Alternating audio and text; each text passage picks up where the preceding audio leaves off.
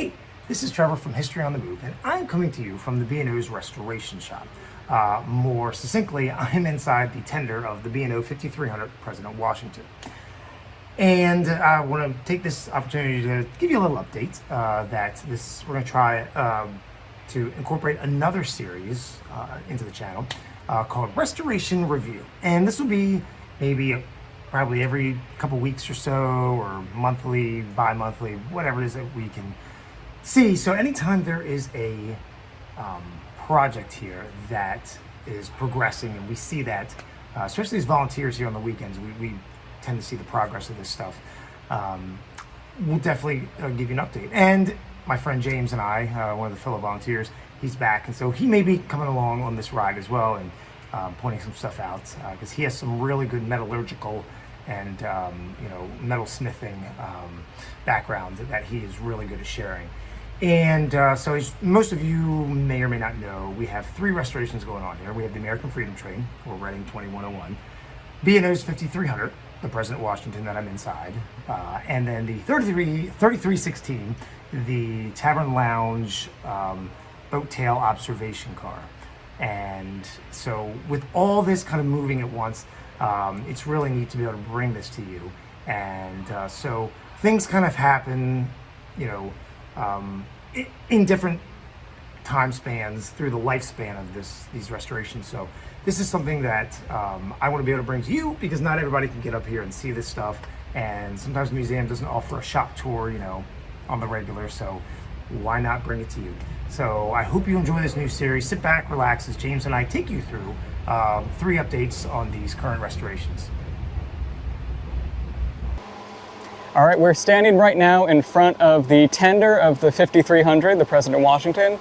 As you can see, all of the old paint along here has been needle gunned off in preparation to be repainted. And there was a lot of rusted out panels. This locomotive sat outside for, I would guess, probably 40 years at least. 40 years, yeah, it sat out in the elements. And all of this bottom area of the tender was all rotted out. There were big holes in here. Big holes. So George, our restorationist here at the museum, went through and he cut out new patch panels to go along here. You can see these. He cut the metal at a bevel, because this is pretty thick metal, and then fit in these new panels and welded them in, and then ground down so they're nice and flat. And you can kind of see there's the weld. Yeah. Get in here, get you a look. So that's the weld, right? And then you kind of came over it with a die grinder and did one of those jobs. And once this is painted up, you won't even ever be able to tell there was a hole. The funny part is, James and I were just talking about this, you can see the B&O Railroad's patch panel that they did. That doesn't look half as good as George Harwood's. Quite funny, yeah. Yeah, there's a number of them all around the tender. There's another one right here. Yeah. Kind of interesting when they get the paint off like this. You can see actually areas where there used to be rivets going along here that have been both, the holes have been filled in. Yep. So kind of some interesting things that you can get to see. Yeah, I guess this is... I want to take a look at the Stoker auger side, because there's some good stuff there. George got in here. I don't know if they're going to replace the wood right here, because obviously the tender sits, you get the cast frame itself, and then the tender sits on this. It's almost like an insulator of sorts. Yes.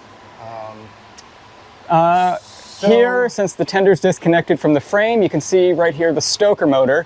And what this does is this runs off of steam from the engine, and this is what feeds the coal into the actual locomotive. And you can't see it because, darn it, I didn't bring a light with me. Oh, nope, we got a light on top here. Let me see.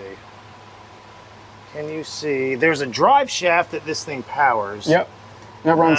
Point to it, yeah. James, if you can. You can kind of see it back there. Yeah, it's hard to. I should have brought some that light. Runs back, and this whole thing, it pulverizes the coal from the tender, brings it forward through this tube using this auger here that you can see. And there's a U-joint here. Yep. And then that brings it all the way into the firebox, where jets of steam disperse it into the firebox where it needs to go. This is kind of cool, though. You can see George's handiwork. Well, yes. You really can't, because lighting here is at a premium. But yes, you can. Hopefully that shows up. I wonder if we're going to take a look at this steam engine itself. Yes. Could show the. Oh man. If you can see that. There we go. So there's the steam engine itself. It actually looks like a 2-cylinder. Yep, that's right. It's a 2-cylinder stoker motor.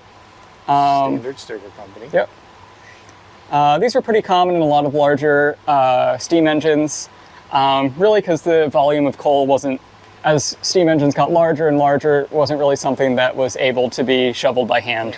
Yeah. So something I want to point out here is those, I don't think I've showed this to James, but look at look at these welds that they did, Yeah. the B&O did. I mean, obviously the original rivets must have broke or something else that's pulled away, and just the, look at you in here, the weld job that these guys did going all the way down. that is some significant weld right there. Yeah. We should show the inside of the tender, maybe, Yeah, let's go because inside. that's George did a lot of work in there. So hang tight, we're going to take you upside and get you an inside look at the tender. Right now we're standing in the coal bunker of the 5300's tender. This is obviously where the coal would have been stored. This tender held 17 tons of coal and 11,000 gallons of water. Fact check false. Actually, these tenders from Baldwin in 1927 were, the capacity was 17.5 tons. At some point later, if I had to surmise, I'd probably say the early to mid 1930s, the capacity of these was raised to 19.5 tons of coal. And if you give me 2 seconds, I will show you how they did it. All right, so I'm inside the tender here. Let's show you the original line at 17.5 tons would have been roughly right here. Now that's a shadow. It's cast. That's also where it's bent. So the original line would have been right up to here. That's 17.5, and above that, up to here, is 19.5 tons, going all the way this way. But let's go on the outside and take a look. All right, so I'm on the fireman's side here of the tender, and what you're looking at is, I'm trying to zoom out here. All right, so there's the side as it goes around. But so the original 17.5 from Baldwin would have gone all the way up to here and all the way across, and then the capacity, as I said, was increased to 19.5 with this fancy skirting that went up and around, and you can see they made it as one piece on the inside from this rivet line right here. And then they added this fancy in quotes, trim piece that runs all the way down and around the side, and then curves up and over, and that sloped section is the 19.5 tons. And that's how they increase the capacity. So this is a pretty big area. Right now you are the coal. I am the coal. Basically, when this locomotive sat outside, this area trapped a lot of water, so there was a lot of rust that was down here. You can see And George's yeah, handiwork here. the whole floor that we're looking at here, this is all new metal that's been replaced.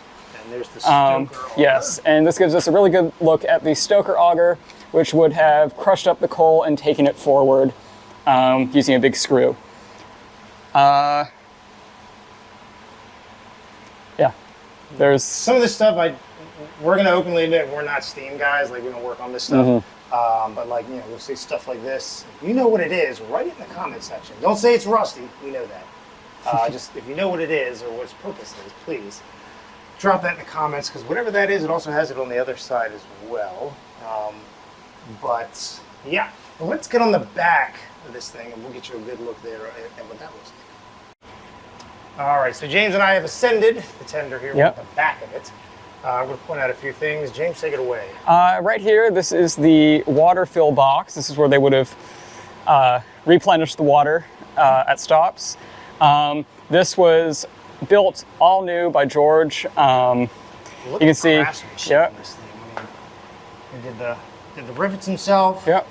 You can kind of see, that's not the best view. I'll get you some light here. But you can kind of see how badly rotted. You can Yep. still see this in the floor and other places where this thing was pretty well rotted out. But George Harwood sure knows how to bring things back to life. Yes. You can see there's some more new metal up here, some welds, repairs, and then This is here's cool. this You is got a where. spare knuckle. Yep. So this thing is Yep. well equipped, and here's the view into the coal bunker side of things. So why don't we get down on the ground, because there's not really much else to hear. Although actually, when we get down on the ground, I do want to show you George's handiwork again for illuminating things. Hang tight. All right, so I promised you some light. Here's some light. So George obviously needle gunned this whole thing. Looks amazing, but he also redid this piece here, this entire thing, and I believe he is still working on making the piece that runs around here that's hinged. There's the hinges itself, and so this piece will, the cover goes over that, like so. So that is phenomenal. I think when it comes to metalwork, I've not seen anybody else better than George Harwood. So thank our lucky stars we have in here doing this kind of stuff. So here is the this will be the tail light cover for the 5300. So that's the cover that is going to sit on there, as I was showing you. And I believe George worked his magic on this. So the glass would sit down in this groove here. The glass would be that thick. Thickness on my finger. And then there's a little screw hole here, and there's like a dog that would come down and kind of hold that in. Dog meaning much like the smoke box cover where you cinch it down, oops, and it would eventually push itself, in this case the smoke box, flush. So in this case, once you tighten that down and then tighten it with a ratchet, the dog sitting here would push down on that glass and hold it in place. So this is pretty neat, and George has worked his magic on this thing. There's the Pile National Company. That's kind of cool, but yeah, this is pretty neat. And that's as the thing says here, glass for 5300 and 3316. So I believe there's also glass of the same size on 3316. So that is some pretty neat stuff. All right, so James and I, we finished looking at the tender. It's a pretty cool view of that light that I showed you again. We're very blessed and fortunate here that we have George Yes. to do this kind of stuff. And as a, what do you do with Mike? Your major? I'm a sculptor, yeah. You're a sculptor who also does metal work. That is true, yeah. He can appreciate some good I can, yes. So why don't we take a look at speaking of George's handiwork again, on the front of 5300 Yep. here. Point away to James. That's right. So what we have that George did here, he's done a number of things on the front of this smoke box. The first thing that you'll see is this B&O plate on there. That was originally on this locomotive and it was kind of lost to time. So George made a mold and made a brand new casting of that plate and it's mounted it on the front there. Similarly, the 5300 up there on the headlight is all new, all cast by George. Similarly, you can see some of these dogs on the smoke box door. You can see some of these shiny ones, and those are all brand new and cast by George. So, I mean, it's amazing what George can do with the little foundry. And I think we'll show that to you before we end the video. Yeah. George's little foundry setup. All right, so what James and I were talking about on the front of the 5300 was the thing that George cast. Yeah, he cast that out of what looks like aluminum. Okay, yeah, but this is remind me, This is Mr. a Metal forge Worker. right here. This isn't a foundry. This Okay. is what you'd use for blacksmithing or something. So I lied to you, I'm sorry. I don't believe George currently has a foundry set up here. I Yeah. believe he has his own that he casts those at. At his house or somewhere Yeah. else. He actually did set up a foundry here a number of years ago to cast the number boards for the B&O's number 25, the William Mason. Yes. And you can see that at the roundhouse. Sorry, not the number board. The builder's place. The builder's on the place. side of the locomotive. Yep. Um, But yeah, so this is remind me what this is? this is a forge, right? This is a forge, and how does that differ from a foundry? So this is for heating up pieces of steel and doing things like this. Okay. Making them, bending them and hammering and forming. It's not really for melting metal. A foundry works, you said before. A foundry is Sand? It has something to do with sand. Yeah, usually there's like a sand bed that the molds will go into. Okay. Just it works well as a spot to. It works well to insulate and to hold The form, I guess. Yeah. hold the form and Okay. hold the molds and the work pieces. Since James here knows a little bit about that kind of stuff. A little bit, yeah. Yep. All right, let's keep walking here. What else we got? Oh, the steam chest covers here. Yes, these have been replaced. This is all new. Yep, primed. All new metal. That was pretty rotted out, so that's good to see.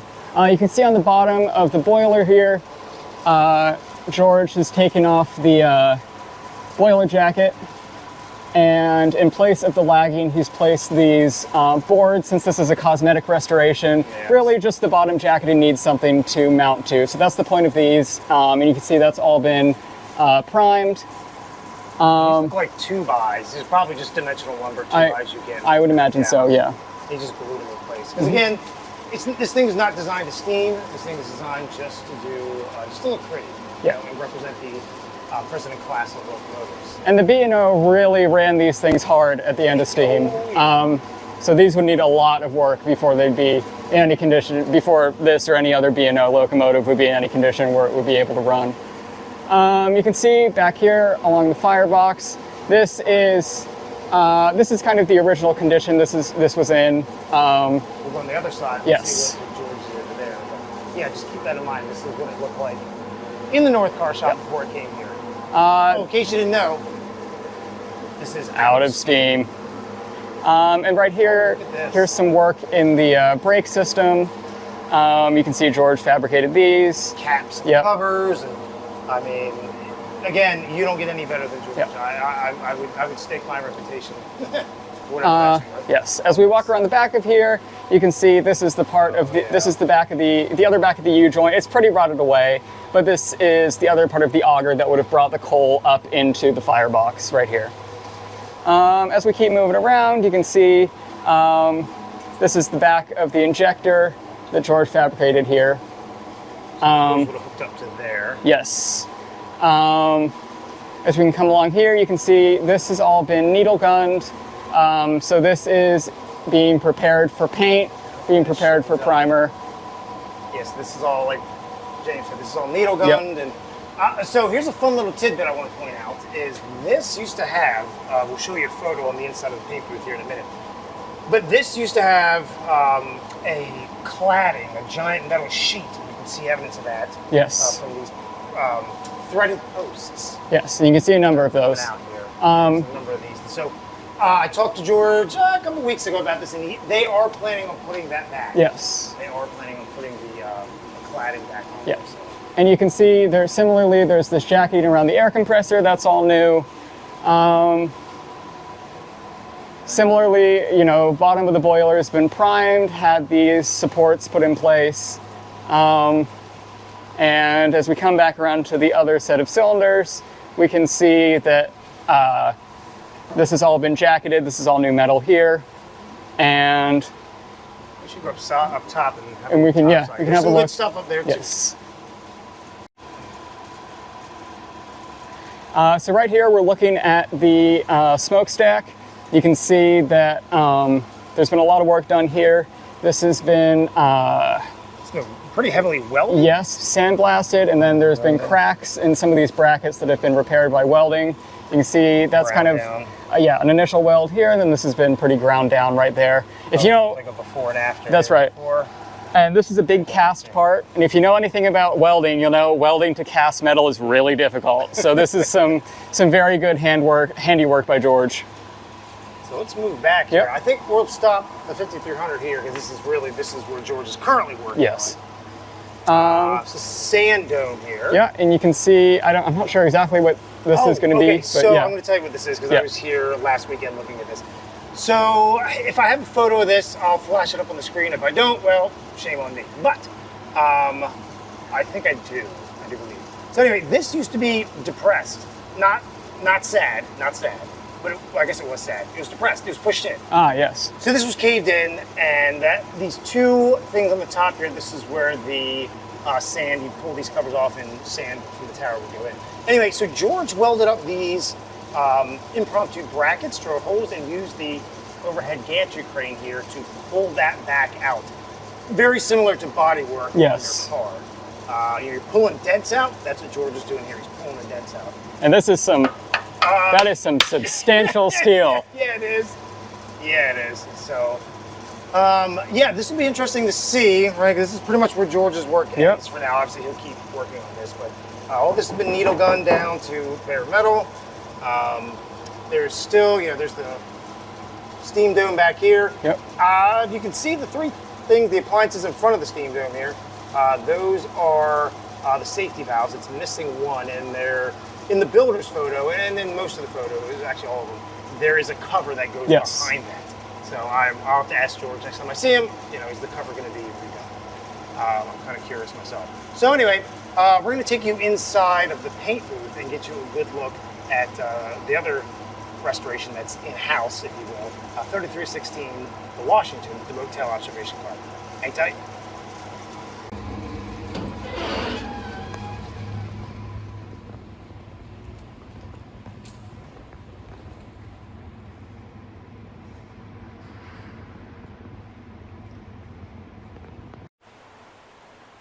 All right, we are now standing here in front of the B&O 3316 Washington. Blinded by some lights. Yes. Look at us, I am pale. It was built by the Pullman Company as a Tavern lounge observation car. In 1940. That's right. And right now it's been in the paint booth. It's had its paint job done here, lettering. It's in the kind of the classic B&O blue and gray. It's the beautiful yellow stripes. Oh, yes. Stripes. And we'll call it the undercoating, right? Yes. This is your generator, air compressors, not air compressors. Well, yeah, air compressors. No, that would have been a locomotive. Air conditioning? AC, yeah, yes. AC compressors would have been on here, and just your various brake gear here. Mm-hmm. So why don't we go inside and get you a better look?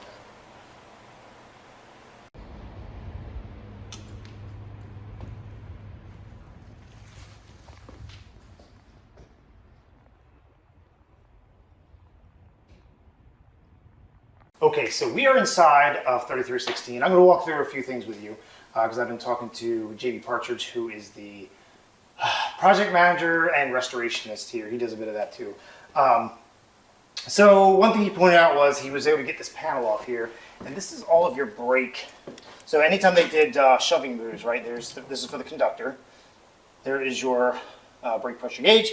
You have your valve, so you can. If the conductor in a long shoving move needs to apply the brakes himself, whether it's dump the air, take 5 pounds, etc., this is his setup. And if you've ever taken the train ride here at the B&O Museum, the Mark I passenger car has a pretty similar setup. Yes, it does. So you just hope you never have to, whatever it is that's dumped the air, you hope you never have to do that. So something else I want to point out here is Jamie also redid all of this. So this is, you can see, the grain here. This is just paneling, very thin paneling, and there's a veneer that he put over it here, if you can see. It's beautiful, beautiful work. So this is, it's not I guess it's a veneer, but it's more of a velour. You can't feel through the phone here, but this is a very velour, right, would you say? Yeah. Type of thing here. And he also redid all the windows. Oh, I wish I would have, if I have a few photos, I'll flash this up here because he spray foamed this, he recaulked everything. I mean, this is a really well done restoration. And he sanded these. This does not have the final stain on it. This is just him sanding it down to bare wood. But then all this got treated, all the chrome pieces got treated and been put back in. If we look up above, actually we look on the floor here. So these are the panels, and Jamie currently has these out for, this is the air conditioning ducting would be above us, and obviously it'll come through these holes that you see, and then come down and be disseminated through the vents. So he's got all these out, and I believe this is his next step, is to put those in. So yeah, there's still Plenty of trim here on the window. That's got to go back in. This is the seating area here. Hence, this would be the lounge area. There's a seat here. I cannot remember from the original car if it had another seat forward over there. I'm not 100%, so don't quote me on that. Next time I talk to Jamie, I'll have to ask him. Here's another part. This was kind of an extension of the lounge. And this kind of merged, well, this divider that we see right here takes us from the lounge area into the tavern area. Actually, no, I lied to you. This is more the observation area. The motel is the observation. This would be kind of the loungy, tavern-y area here. Because here's your tavern. Something else I want to point out, and at some point I will get Jamie on video to walk me through this. So I'm just going off of what I remember with him. This was done from an outside company, but this is gold tinted mirroring, which is really freaking neat. Like gold tinted glass, mirroring. Like this is amazing. And this is what 3316 would have had from Pullman originally. So, and he's currently working on this. Here's the velour right here, and the chrome trim pieces. He put that back in. The floor has obviously been completely, I don't know if he's sandblasted or not, but it's been going down to bare concrete, and then there's been a coating put over it there. From what I can see, this is kind of cool. I believe these, you know what? I'm not going to say what they are because I know people light you up on YouTube if you don't know what you're talking about and you make stuff up. So we're not going to make stuff up because if you know what that is, though, put that in the comment section. It's some kind of, like these move when you do that, but it's got Edwards on there. I don't know what that means, but if you know what it means, please let us know in the comments section here. So this is really neat. I find this fascinating. And there were seats here as well.